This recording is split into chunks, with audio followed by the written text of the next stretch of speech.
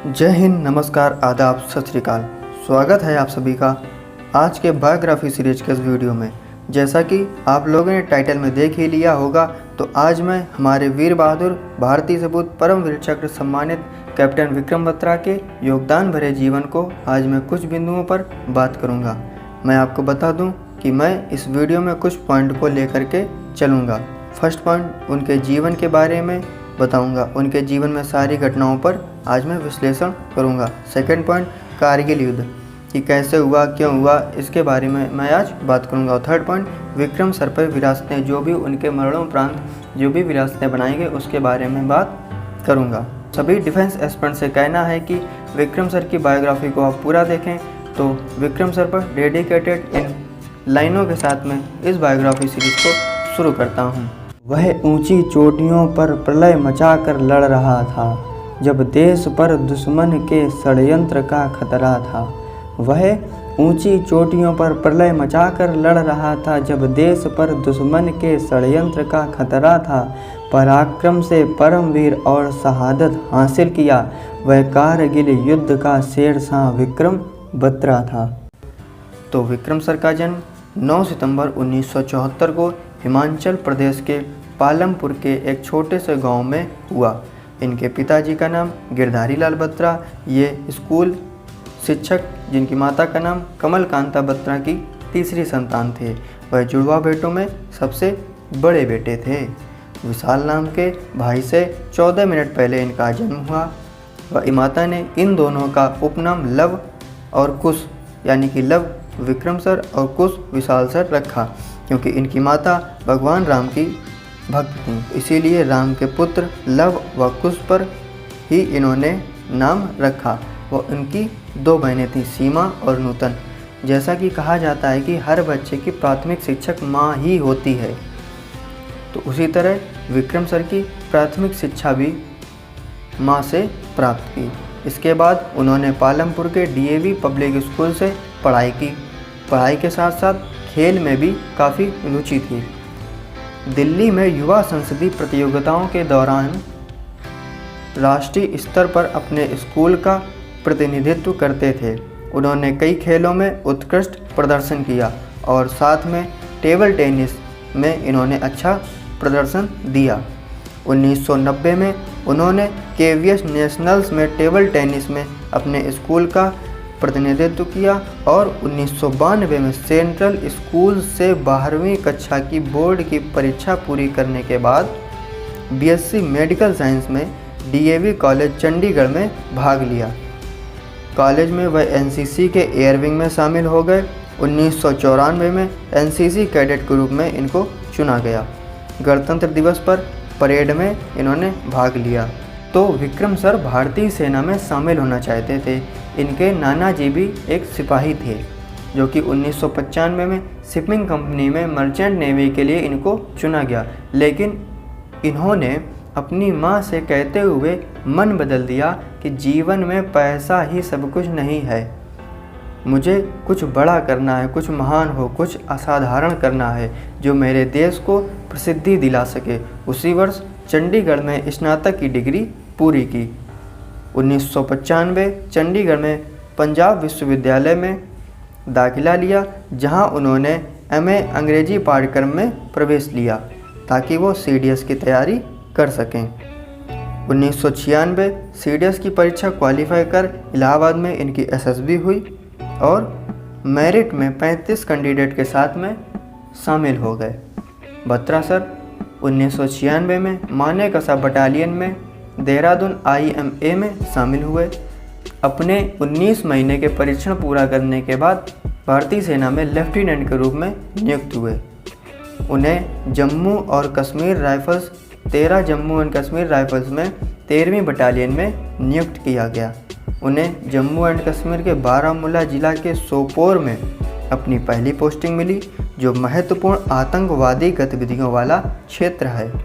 Batra sir आतंकवादियों से मुठभेड़ हुई, उसी में उन्होंने अपने सैनिक को खो दिया और वो सोच रहे थे कि वह गोली मेरे लिए थी, मैंने अपना एक आदमी खो दिया। उन्होंने अपनी यह बात अपनी बहन को बताई। 1999 जनवरी बेलगाम कर्नाटक में कमांडो कोर्स पर भेजा गया और कमांडो की ट्रेनिंग पूरी कर छुट्टी में घर आए हुए थे। और ये बात तब की है जब वह कैफ़े गए हुए थे। उनकी मुलाकात एक व्यक्ति से हुई जिसने उनसे युद्ध में सावधान रहने के लिए कहा, जिस पर बत्रा सर ने कहा कि मैं या तो विजयी होकर भारत का झंडा फहरा कर आऊँगा या फिर उसमें लिपट कर आऊँगा, लेकिन मैं ज़रूर आऊँ। इस तरीके से अपनी छुट्टी को पूरा कर वह पोस्टिंग पर लौट आए। अब आता है कारगिल युद्ध। कारगिल युद्ध 3 मई से 26 जुलाई 1999 तक चला, यानी कि 2 महीने 3 सप्ताह और 2 दिन। कारगिल ज़िला जम्मू एंड कश्मीर के में है, जो कि अब लद्दाख में है। और कारगिल युद्ध में परिणाम यह हुआ कि भारत ने कारगिल पर कब्जा कर लिया और युद्ध को जीत लिया। कारगिल युद्ध होने का मुख्य कारण बस ये था कि पाकिस्तानियों का उद्देश्य था कि लद्दाख और कश्मीर के बीच संपर्क तोड़ना है। भारत और पाकिस्तान के बीच 1971 के ही युद्ध से तनाव बना था और 21 फरवरी 1999 को भारत पाकिस्तान लाहौर में घोषणा पत्र पर हस्ताक्षर किए कि कश्मीर मुद्दे को द्विपक्षीय वार्ता द्वारा शांतिपूर्ण ढंग से हल करने का वादा किया। पर पाकिस्तान के जनरल परवेज मुशर्रफ के कहने पर सैनिकों को छिपाकर LOC को पार करा के भेज रहा था। कारगिल का main leader general Pervez Musharraf ही था और उसने कारगिल को ऑपरेशन बद्र के नाम से दिया। और भारत में थल सेना ने ऑपरेशन विजय जो 19 मई से शुरू किया, वायुसेना ने ऑपरेशन सफ़ेद सागर जो 26 मई से शुरू किया और नौसेना ने ऑपरेशन तलवार चलाया। जैसा कि कारगिल में एक ज़िला है, उसमें में बहुत सारी चोटियां हैं, जैसे कि मास्कोव, द्रास, तोलोलिंग। इन सारी चोटियों में इन पाकिस्तानियों ने कब्जा कर लिया। तो इन चोटियों पर सर्दियों के समय -40 डिग्री तापमान आ जाता है। तभी सभी भारतीय व पाकिस्तानी सैनिक कारगिल के बंकरों से लौट आते हैं, पर पाकिस्तानी सैनिक LOC पार छिपकर कारगिल में कब्जा कर रहे थे। तभी लद्दाख में याक चरवाहा, जिसका नाम तासी नाम ग्याल, जो कि कारकोन गांव के रहने वाला था, जिसका याक कहीं निकल गया था, तो वह अपने याक को ढूंढने के लिए दूरबीन से इधर उधर देख रहा था। तो उसने देखा कि कुछ सैनिक जो हैं वो बंकरों में घुस रहे हैं। तो उसको शक हुआ, तो उसने भारतीय सैनिकों को बताया। तब इसके माध्यम से सैनिकों को पता चला। 22 मई को राजपुताना राइफल्स तोलोलिंग पर हमला किया, पर चोटी में वो कब्जा करने में असमर्थ रहे। फिर 13 जून 1999 को ऐसा किया कि तोलोलिंग पर कब्जा करने के बाद जम्मू एंड कश्मीर राइफल्स ने द्रास से तोलोलिंग तक मार्च किया। अब देखते हैं कि पॉइंट 5140 पर कैसे भारतीय सैनिकों ने कब्जा किया। 18 जून को बटालियन पॉइंट 5140 की विस्तृत टोही की। पता चला कि दुश्मन ने इस फीचर पर 7 संगर लगाए थे, क्योंकि पाकिस्तानी पहले से ही चोटियों पर बंकर बनाए बैठे थे और ऊपर से वो आराम से फायरिंग कर रहे थे। सैनिकों को क्षति पहुंच रही थी, तो पहले यह निर्णय लिया गया कि सुबह होने से पहले हमला करने वाले सैनिकों पर कब्जा कर लेना चाहिए, नहीं तो दुश्मन अधिक से अधिक उनकी हानि पहुंचाएगा। और लेफ्टिनेंट संजू जामवाल की कमान से ब्रावो कंपनी के साथ पॉइंट 5140 और लेफ्टिनेंट विक्रम बत्रा की कमान डेल्टा कंपनी के साथ दो तरफ से हमला करने का फैसला किया, ईस्ट और साउथ। अपनी कंपनी के लिए सफलता का संकेत बनाने के लिए विक्रम सर ये दिल मांगे मोर, जो कि विक्रम सर का ये सफलता संकेत आज हर एक डिफेंस एस्पिरेंट्स के जवान में है। और इस तरह सभी सैनिक युद्ध के लिए तैयार हुए।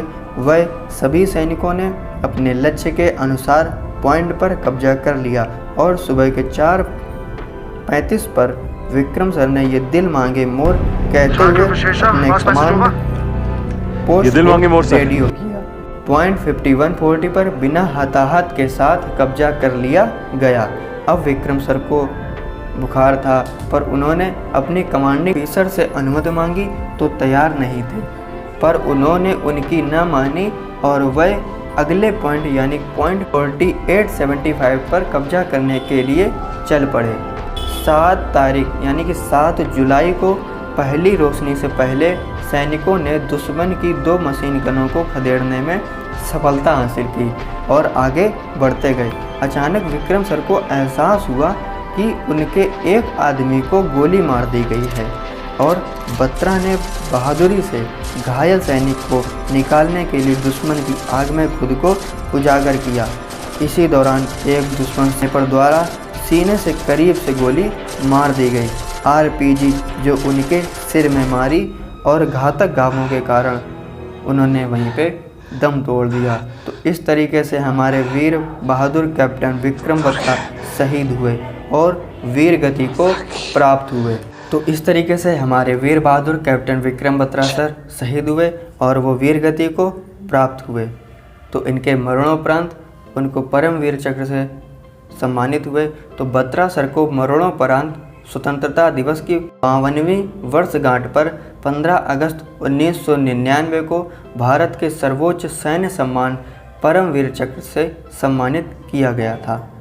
उनके पिता GL बत्रा ने भारत के राष्ट्रपति स्वर्गीय KR नारायण से सम्मान प्राप्त किया और भी सैनिकों को परमवीर चक्र से सम्मानित किया गया, जैसे कि लेफ्टिनेंट मनोज कुमार पांडे, राइफलमैन संजय कुमार और ग्रेनेडियर योगेंद्र सिंह यादव को परमवीर चक्र दिया गया। और विक्रम बत्रा सर की याद में कुछ उनकी विरासतें हैं, जैसा कि परम योद्धा स्थल राष्ट्रीय युद्ध स्मारक नई दिल्ली में विक्रम बत्रा की प्रतिमा है। बत्रा सहित युद्ध दिग्गजों के लिए DAV कॉलेज चंडीगढ़ में एक स्मारक है।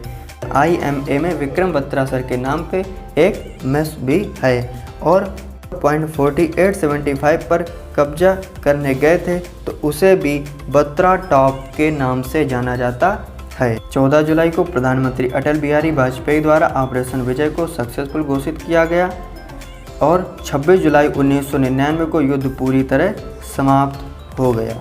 तो आज की बायोग्राफी सीरीज बस यहीं तक। अगर आपको बायोग्राफी आपको इन्फॉर्मेशनल लगी हो, पसंद आई हो तो प्लीज़ वीडियो को लाइक करें और चैनल को सब्सक्राइब करके बेल आइकन को ऑल पे सेट कर लें और अपने दोस्तों के साथ इस बायोग्राफी सीरीज को ज़रूर शेयर करें। जय हिंद, जय भारत।